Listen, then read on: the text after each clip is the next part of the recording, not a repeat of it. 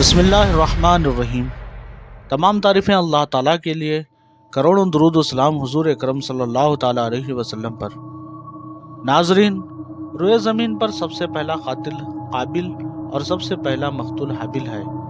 قابل و حابل یہ دونوں حضرت آدم علیہ السلام کے فرزند ہیں۔ ان دونوں کا واقعہ یہ ہے کہ حضرت حوا رضی اللہ تعالیٰ عنہا کے ہر حمل میں ایک لڑکا اور ایک لڑکی پیدا ہوتے تھے، اور ایک حمل کے لڑکے کا دوسرے حمل کی لڑکی سے نکاح کیا جاتا تھا۔ اس دستور کے مطابق حضرت آدم علیہ السلام نے قابل کا نکاح لیوزا سے، جو حابل کے ساتھ پیدا ہوئی، کرنا چاہا، مگر قابل اس پر ناراضی نہ ہوا، کیونکہ اقلیمہ زیادہ خوبصورت تھی، اس لیے وہ اس کا طلبگار ہوا۔ حضرت آدم علیہ السلام نے اس کو سمجھایا کہ اقلیمہ تیرے ساتھ پیدا ہوئی ہے، اس لیے وہ تیری بہن ہے، اس کے ساتھ تیرا نکاح نہیں ہو سکتا، مگر قابل اپنی ضد پر اڑا رہا۔ بالآخر حضرت آدم علیہ السلام نے یہ حکم دیا کہ تم دونوں اپنی اپنی قربانیاں خداوند قدس عز و جل کے دربار میں پیش کرو، جس کی قربانی مقبول ہوگی وہی اقلیمہ کا حقدار ہوگا۔ اس زمانے میں قربانی کی مقبولیت کی نشانی تھی کہ آسمان سے ایک آگ اتر کر اس کو کھا لیا کرتی تھی۔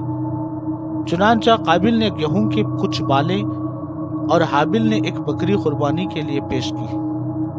آسمانی آگ نے حابل کی قربانی کو کھا لیا اور قابل کے گیہوں کو چھوڑ دیا۔ اس بات پر قابل کے دل میں بغض و حسد پیدا ہو گیا اور اس نے حابل کو قتل کر دینے کی ٹھان لی، اور حابل سے کہہ دیا کہ میں تجھ کو قتل کر دوں گا۔ حابل نے کہا کہ قربانی قبول کرنا اللہ تعالیٰ کا کام ہے، اور وہ متقی بندوں ہی کی قربانی قبول کرتا ہے۔ اگر تو متقی ہوتا تو ضرور تیری قربانی قبول ہوتی۔ ساتھ ہی حابل نے یہ بھی کہہ دیا کہ اگر تو میرے قتل کے لیے ہاتھ بڑھائے گا تو میں تجھ پر اپنا ہاتھ نہیں اٹھاؤں گا، کیونکہ میں اللہ سے ڈرتا ہوں۔ میں یہ چاہتا ہوں کہ میرا اور تیرا گناہ دونوں تیرے ہی پلے پڑے اور تو دوزخی ہو جائے، کیونکہ بے انصافوں کی یہی سزا ہے۔ آخر قابل نے اپنے بھائی حابل کو قتل کر دیا۔ بوقت قتل حابل کی عمر 20 برس کی تھی، اور قتل کا یہ حادثہ مکہ مکرمہ میں جبل سور کے پاس یا جبل ہیرا کی گھاٹی میں ہوا، اور بعض کا قول ہے کہ بصرہ میں جس جگہ مسجد اعظم، روایت ہے کہ جب حابل قتل ہو گئے تو 7 دنوں تک زمین میں زلزلہ رہا، اور وحوش و تیور اور درندوں میں اضطراب اور بے چینی پھیل گئی، اور قابل جو بہت ہی گورا اور خوبصورت تھا، بھائی کا خون بہاتے ہی اس کا چہرہ بالکل کالا اور بدصورت ہو گیا، اور حضرت آدم علیہ السلام کو بے حد رنج و خلق ہوا، یہاں تک کہ حابل کے رنج و غم میں 100 برس تک کبھی آپ کو ہنسی نہیں آئی۔ حضرت آدم علیہ السلام شدید غضبناک ہو کر قابل کو پھٹکار کر اپنے دربار سے نکال دیا، اور وہ بد نصیب اقلیمہ کو ساتھ لے کر یمن کی سرزمین عدن میں چلا گیا۔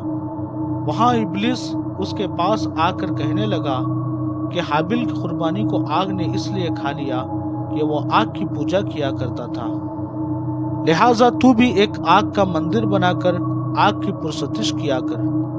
چنانچہ قابل پہلا وہ شخص ہے جس نے آگ کی عبادت کی، اور یہ روئے زمین پر پہلا شخص ہے جس نے اللہ تعالیٰ کی نافرمانی کی، اور سب سے پہلے زمین پر خون ناحق کیا، اور یہ پہلا وہ مجرم ہے جو جہنم میں سب سے پہلا ڈالا جائے گا۔ اور حدیث شریف میں ہے کہ روئے زمین پر قیامت تک جو بھی خون ناحق ہوگا، قابل اس میں حصہ دار ہوگا، کیونکہ اسی نے سب سے پہلے قتل کا دستور نکالا۔ اور قابل کا انجام یہ ہوا کہ اس کے ایک لڑکے نے، جو کہ اندھا تھا، اس کو پتھر مار کر قتل کر دیا، اور یہ بدبخت نبی زادہ ہونے کے باوجود آگ کی پرستش کرتے ہوئے کفر و شرک کی حالت میں اپنے لڑکے کے ہاتھ سے مارا گیا۔ تفسیر روح البیان۔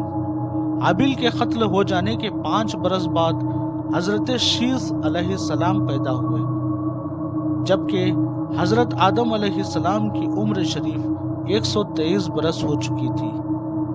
آپ نے اپنے اس ہونہار فرزند کا نام شیس رکھا، جس کا معنی اللہ کا عطیہ ہے۔ حضرت آدم علیہ السلام نے 50 صحیفے جو آپ پر نازل ہوئے تھے، ان سب کی حضرت شیس علیہ السلام کو تعلیم دی اور ان کو اپنا وصی و خلیفہ اور سجادہ نشین بنایا اور ان کی نسل میں خیر و برکت کی دعائیں مانگی۔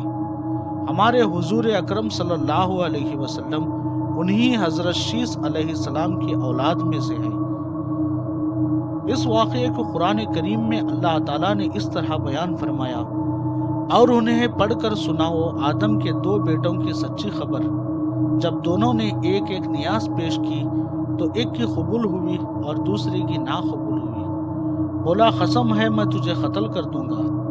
کہا اللہ تعالیٰ اسی سے قبول کرتا ہے جسے ڈر ہے، بے شک اگر تو اپنا ہاتھ مجھ پر بڑھائے گا کہ مجھے قتل کرے تو میں اپنا ہاتھ تجھ پر نہ بڑھاؤں گا کہ تجھے قتل کروں۔ میں اللہ تعالیٰ سے ڈرتا ہوں جو مالک سارے جہان کا۔ میں تو یہ چاہتا ہوں کہ میرا اور تیرا گناہ دونوں تیرے ہی پلہ پڑے تو تو دوزخی ہو جائے، اور بے انصافوں کی یہی سزا ہے۔ تو اس کے نفس نے اسے بھائی کے قتل کا چاو دلایا تو اسے قتل کر دیا تو رہ گیا نقصان میں۔ سورہ المائدہ، ترجمہ کنز الایمان۔ ناظرین، دنیا میں سب سے پہلا جو قتل اور خون ہوا وہ ایک عورت کے معاملے میں ہوا، لہٰذا کسی عورت کے فتنہ عشق میں مبتلا ہونے سے خدا کی پناہ مانگنی چاہیے۔ اور قابل نے جذبہ حسد میں گرفتار ہو کر اپنے بھائی کا قتل کیا۔ اس سے معلوم ہوا کہ حسد انسان کی کتنی بری اور خطرناک قلبی بیماری ہے۔